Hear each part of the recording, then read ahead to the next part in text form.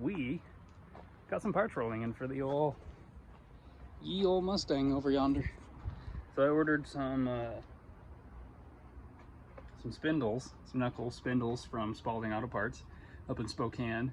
Ordered them yesterday. They shipped them Huber down to me, so I got them to work this morning. So thank you, Spaldings. Thank you, Pat at Spaldings. But in here is one of the knuckles, and then Randall stopped by. I love when Randall stops by, because here we were standing and he's like, oh hey look, you got some skinnies. Turns out they're trailer wheels and tires, but dude, they work. If I find some shorter ones, got some cheap skinnies. Anyways, getting distracted. Now I am taking apart the factory setup, because with my K-member I'm going to be using the stock control arms just to try and save a little bit of money for now. So I'm taking the caliper off so I can get 2 strut bolts, so I can get 2 ball joint bolt. It's a huge mess, but I was hammering off the caliper and I started noticing chunks, and then I noticed this, right? Well, then I noticed how thin the rotor was. Someone was actually driving it like this. Can we see this one? Nope, this one doesn't look as bad. Someone was driving the Mustang like this. And there's another chunk. Wow. Impressive. But I did order K-member. Ordered K-member, motor mounts, transmission cross member, and then coil spring mounts to go on the K-member. And then those are all AJE, ordered them from Summit. And then the next day I ordered a front tube kit for the Mustang from Rock Solid Motorsports. So I think all of that's going to show up next week, which kind of sucks. So hoping some of it would be here so I could work on it this weekend. But I got more wiring and stuff I can do, take out, everything. So for the time being, watch along. We're going to take this apart, see if it really does bolt together like the internet says it does with these knuckles off of like a 97 Mustang. And then maybe we'll work on ripping some wiring out. Who knows? Follow along. I'm actually amazed. That grease has a blue color to it, like it isn't the original grease from 1989. I mean, it still doesn't look good, but I'm impressed. This is unexpected. Just got home. Haven't even made it inside. Haven't even let the dogs out yet, but this is unexpected. Yes. I guess we could do this. You can actually read it, huh? AJE, you know what that be. New K-member. So this will replace that big bulky stock ugly one. The only sucky part about all of this, sure, this showed up today. Cool, right? Well, everything else I need to bolt control arms and everything like that, yeah, that won't be here until next Tuesday. So now this is going to taunt me all weekend long. Thanks. But thank you, Summit, for getting it here quickly. I do appreciate that. So, because I'm impatient, let's throw it on. I at least want to see what it looks like in there. Well, there's a better view. Original K-member, new K-member. It is crazy how heavy that one is. That is really light. That is crazy heavy. It's gonna be way better in the car. This thing better do wheelies when I'm done.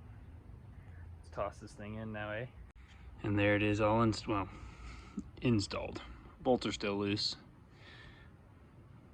4 there and then 4 there. I have bushings showing up for the control arms hopefully tomorrow, so I can work on getting those bushings changed out for polyurethane bushings. I might have to change those ball joints out for newer ball joints to work with my knuckles, but I think that route will work with this K-member setup to help keep the alignment decent. So that'll be cool. And then next week, I think, what is it, Tuesday? If I remember this right, Tuesday I think I'm supposed to have motor mounts and shock tower or coil spring stuff show up, so that'll be nice. And then Wednesday I think the tubing for the nose is supposed to show up, so yeah, stay tuned for that, because that's going to happen just like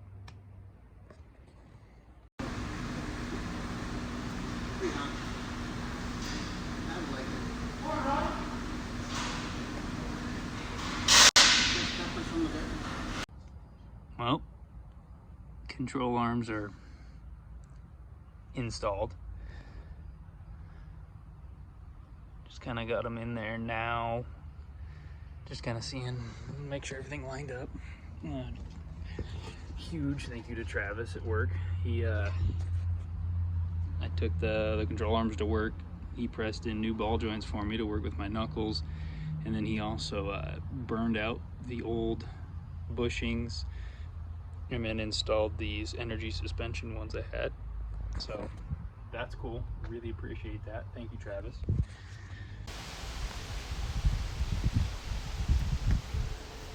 Might not worked. Okay, so 4 days late. Four days, right? Supposed to be here Monday, Tuesday, Wednesday, Thursday. 4 days. 4 days late. FedEx finally showed up with my missing carts from Summit. We got that. I don't know what that is. I know what these all are. I don't know what the individual ones are though.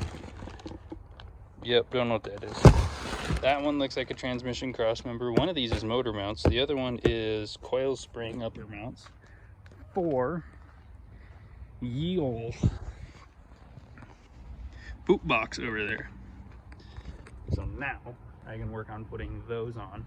That way I can get it sitting on the ground. That way I can get it leveled out. That way I can get the tube nose on it. But this video, we are just going to work on getting the coil springs in, basically getting it so it can sit on the ground. Next video, we're going to work on the tube nose. So the tricky part about putting it on the ground is I don't have any wheels and tires though. Nothing. Usually I have a collection of something. We got 6 lug, 6 lug, 6 lug, 8 lug, 4 lug.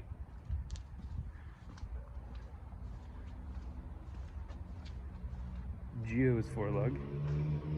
I have 1 trailer wheel and tire, which is confirmed to work.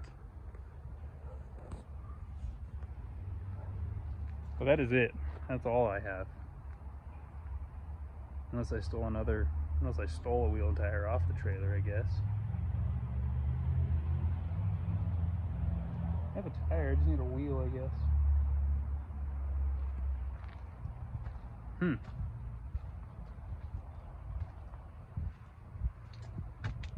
So we're gonna make whatever progress I can. Stay tuned. We'll figure the rest of this out. But yes, stay tuned. Let's work on getting it able to sit on wheels and tires. So, quick little update. I'm still working on the one side. It's been kicking my butt, but we are making progress. Sketchily, but progress. So we got a floor jack. That's about ready to come off a control arm. And then we have this kind of sorta-ish bolted in. Turns out the spring compressor I bought, yeah, that wasn't gonna work. But it turns out if you barely hook it on one coil there, and then barely hook it on the lower control arm, after wrestling it in there, after loosening everything, it kind of sort of works enough. This is going well. Oh, frick, yeah, bud.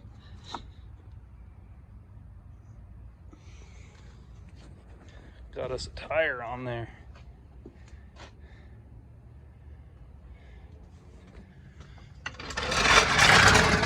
It's still not on the ground and nothing's tight, but it's got a tire on there. It is getting dark though, so I guess I'll try and find another one of those for tomorrow. Now that I kind of know the trick, aka how sketchy it is, I can do the same thing on the other side, get it sitting on the ground, and then kind of call that done-ish. Then we can start on a tube front end. Anthony, you said you'd help me TIG weld it. I hope you're ready, because I might take you up on that. We getting fancy. Stay tuned for tomorrow, everyone. So I asked my friend Tim if he had or knew of anywhere I could get some junk trailer wheels and tires because of the same bolt pattern, just like I can use for rollers on the Mustang, and he gave me that spare, that wheel, which will work perfect for a tire I have.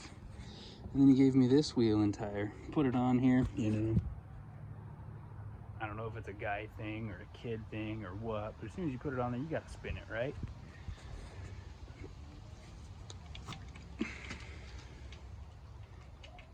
Yeah, I can see why that was a spare. Jeez. What the heck's that noise? Is that that? What the heck is the noise? Shoot, I don't know. But jeez.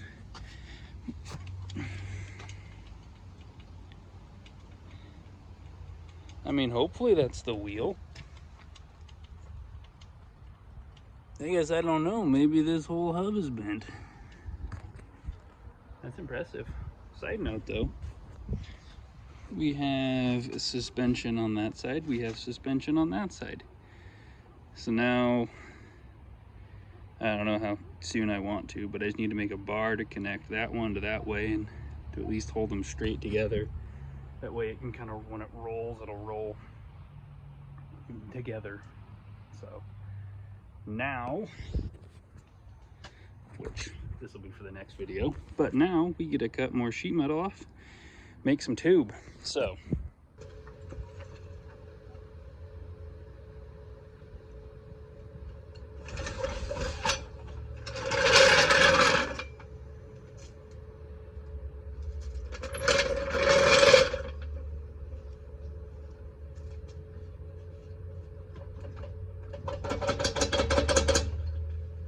thanks for watching, everyone. I know, probably a pretty boring video, but video's a video, right?